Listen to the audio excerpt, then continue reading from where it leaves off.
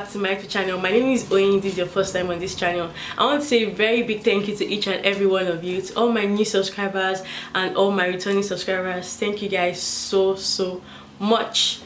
So in today's video, I'm going to be giving you my top 10 tips for international students coming to the UK. I'm currently a student at University of Salford in Manchester, and I've been here for like 8 months. And I always get a lot of questions on my Instagram. What's school like? What would you advise me to do? I'm coming to Salford. I'm coming to university in the UK. So I'm going to be sharing all my tips with you guys. I'm also going to be telling you some of the mistakes I made. I won't want you to make the same if you are coming to the UK to study. So if you are really interested in this topic, keep on watching, because I'm going to be giving you guys interesting tips today.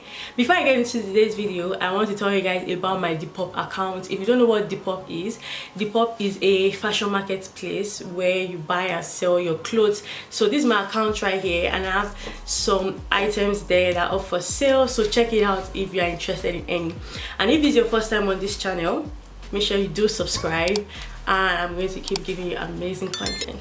And also turn your post notification button so you can know every single time I post a video. So let's just get straight into the video. The first thing I'm going to talk about today is packing. When I was coming to the UK back in September, I could only take 2 boxes with me, and I think 1 small luggage bag that I was going to drag along with me to the plane. I honestly, it was so funny because 1 box was filled up with green Indomie. Like, I love that Indomie so much, and I thought that, you know, coming here, like, I wasn't going to get it, or it was going to be expensive, or I wasn't even like going to see it. So I packed a lot of it. My dad warned me about it, like, you will see there, you see that. I'm like, no, like, I can't even take the chances. So I packed a lot of Indomie, just 1 box, and the next box I packed some clothes like African print. I also packed funny enough, I didn't even take like other things I would really like African food, like my favorite dishes like ogbono, like pound yam. I didn't take any of that. Like, Indomie was my main priority. And then the other box I took like African print, which I knew I wasn't even going to wear, but I just packed it anyways in case like summer and I'm going to church. I also packed some of my cardigans. You could also take sentimental things too. I had some gifts that my family gave me that I also packed just to remember them and all of that. Yeah, because I knew that when I get here I was going to get like new clothes, and you know, the weather here is different, so I'm going to need to get like thick clothes and everything. So I basically, that was just all I packed. When I got here, I actually regretted not taking enough things that I really like some of my African food that I really liked, because it's quite expensive here, and it also even took a while for me to figure my way around and also like get used to where the African store was and all of that. So I would advise, if you have thick clothes at home, then you should pack them, blankets, your favorite bed sheet, and also any other snacks or food that you like. So you can't bring meat or fish across, but you can pack any other thing that you want. I would also say that clothes here are also very cheap. They do a lot of discounts here. If you're a student, you also have you have to create uni-days accounts where you get a lot of discounts on different fashion brands, and you can also get cheap clothes in store. So thick clothes are very important, because the weather here is very funny. It could be sunny in the morning, it could be very cold in the afternoon, it could be cold in the evening, it could just like up and down. Like, I've been here for like 8 months and I still don't understand the weather. The weather is crazy. So thick clothes are very important, and you can't just predict the weather, so you have to just make sure that you're comfortable, you're warm, and you don't catch a cold.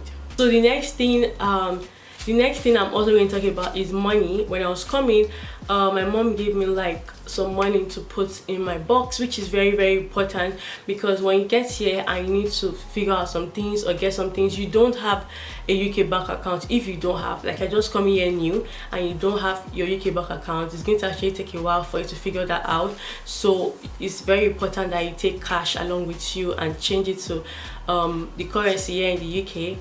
And yeah, the next thing I'm going to talk about today is your BRP. BRP is biometrics residence permit, which is very important because this is your permit to stay in the UK. And it's also very important because some people might ask you if you need to get a job or you need to do certain things in the UK. It's legit like your right to stay in the UK for more than 6 months.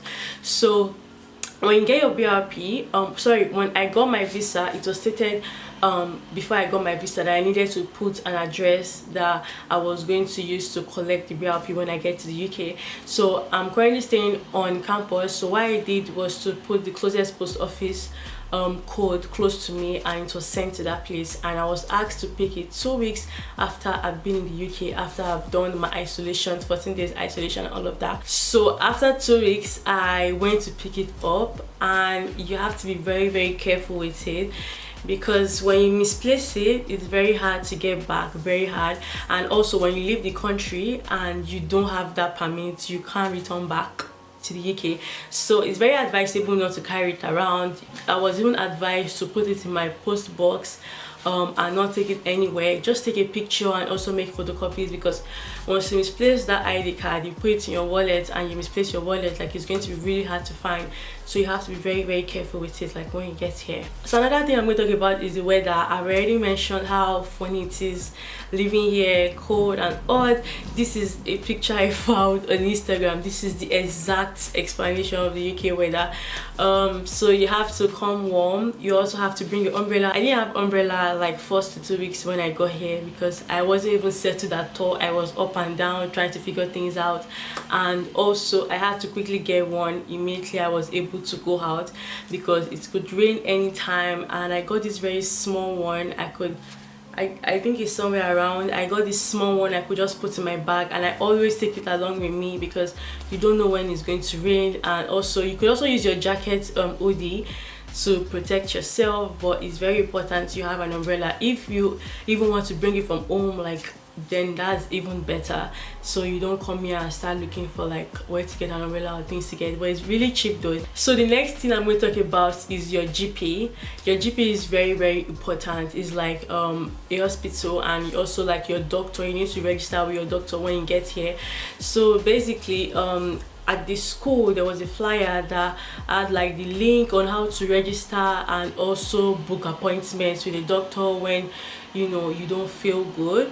I'm going to put the link below if you want to check it out. All you need to just do is put your information, and they'll send you an email after 24 hours saying you've successfully registered, and they'll also send you a link where you can book appointment. I think because of the pandemic, it gets filled up easily. So if you want to book an appointment, you need to book very early in the morning. It opens every day. You need to book very early in the morning, and then you get an appointment to go see a doctor. It's very important because you can actually fall sick anytime, and you just need to be safe and just protect yourself. And it's completely free too. So yeah. So the next on my list are part-time jobs. So if you're interested in working part-time while you're studying, which is 20 hours in a week for students, it's very important you do your research and get that early, because as you're settled, when you settle down, you want to know like where you're going to be working. If you want to work like once or twice in a week. I did a video sometime last month and I spoke about jobs you could do as an international student in the UK. I'm going to link the video below, so make sure you watch it if you're interested and if you want to know what you can actually do as a student here in the UK. I actually took time in getting my part-time job because I wasn't fully aware on jobs I could actually do. I knew that I had to apply on some links like which wasn't even coming through, so I had to do my research, and also I kept on applying and finally I got a part-time job. So I actually work with an agency, which is very advisable. Like if you see an agency, make sure you apply with them because they can call you for any job, or they can even let you know like when shifts are available, and they'll ask you if you're available, if you can work today or tomorrow or sometime in the week, and you literally like just plan your shift with them. So basically I'm going to put the links to below on places you can apply in the UK for part-time jobs, and make sure that you just get it on time so you could earn extra cash while you're studying and you need to do some different things, your accommodation, your food, like different things. Just like enjoy your money at your own time, but you have to work. You have to work. The next thing I'm going to talk about are events here in the university. So normally there are so many events here when you're coming, freshers week, get to like meet new people, hang out, like parties and all of that, so you can interact with like new members of the school. But because of the pandemic, we didn't really do events like that, which was like last year September. We didn't do events like that. I didn't even like know anything about the event until like later in the year. So it's very important that as you're coming, you join Facebook groups. There are so many Facebook groups from the university. It could be your accommodation Facebook group, the general Facebook group, and there are so many societies that you can join, be it you're a Christian, you're a Muslim, or African Caribbean group. There are different societies you can actually join to meet new people. So they didn't have any outdoor events, so it was basically online, and it actually took some time before that could actually be settled and they figured it out. So I didn't really attend much events, but when I wanted to make friends and meet new people, I found this international society group. I'm going to also link it below. There are so many events there. You have games night, you have a Zoom friendly, like you do a Zoom call with so many people, and then they'll be like moving you around to meet and interact with everybody on the Zoom call, which was pretty fun to me because I got to meet new people, and I'm friends with like one or two of them that I met there. And by the time the situation of the pandemic relaxed, we were allowed to meet outside, and we also did like games night, which was really fun, just so you just keep yourself alive and you won't get bored in your room. It's very important to check for societies in your university and also schools, like events that you can go to around and just interact with people. So also in making new friends, this place, you came here alone, so if you want to make new friends, you need to make that effort and step out of your room. And also, even if it's like stepping out of your comfort zone and talking to people, emailing some people that you see in your class, because I think on the blackboard, like on the student school blackboard, so blackboard is like your school accounts where you have like your classes and all of that, different students emails, you can actually reach out to them and talk to them, try to be their friend, and just so you don't get lonely here and get bored, and just be careful out there, right? So yeah, so the next thing I'm going to talk about is your lecturers, building a bond with your lecturers. This is very, very, very important as a student in university. Don't be shy at all. When I got here, I was having we're having classes offline, so we're going to class, and I just generally someone I don't like to keep to myself. Like even if I have a question to ask, I'll be very shy and all of that. But you know, the class is very big, and I just knew that I just had to talk, because over here, like you're an international student, like you just don't want to just be eating in the dark or just don't talk at all. Make sure you are very interactive in your class. You ask questions. If it's online, you put on your camera, you put on your microphone, ask questions. You don't understand this, they are very, very friendly, and even if you don't understand something, you have the right to book meetings with them and let them know that, oh, you don't understand this, and then they'll book a Zoom call with you and explain every single thing to you. So when it came to assignments, because I was very, very interactive in my class, and my lecturer got to know me, that oh, like she's very engaging in class, it was very easy for me to have a conversation with him when it came to my assignments, and it would even help me to go through, like they could help you to go through your assignments when you're done, to make sure that you've done the right thing. So I need to make sure that you are rapport with them, so in case you need their help, and even after your school, in case you need their help, they'll be there for you. Lecturers here are always there for students. So basically, yeah. So the next thing I'm going to talk about is homesick. When I got here, I was homesick. I don't know if I mentioned it in one of my videos in the past. One day I just stayed in my room and I was just crying. I was looking out at the window. I was crying because I was so sad. I think that was like the first week I got here after I was done my isolation. I was very sad, and I just had to had to just stay in my room. So for you to do that, that's what I also mentioned, so you don't be homesick. Like, you keep yourself busy when it comes to going for classes, meeting new people, making friends, calling your family and your friends, doing video calls with them, and just make sure you keep yourself busy, and just so you don't feel lonely at times. So the next thing I'm going to talk about is transportation. So if you're in Salford, I've mentioned it before, bus 50 is free. I didn't know this. I was always paying for bus every time I need to go somewhere. I was always paying, which was very annoying until I actually met someone and she told me that bus 50 is free. I'm like, you are kidding. So you need your ID card. So when you show them your ID card and you're just going to be good, they'll allow you to go in. It's free around Salford.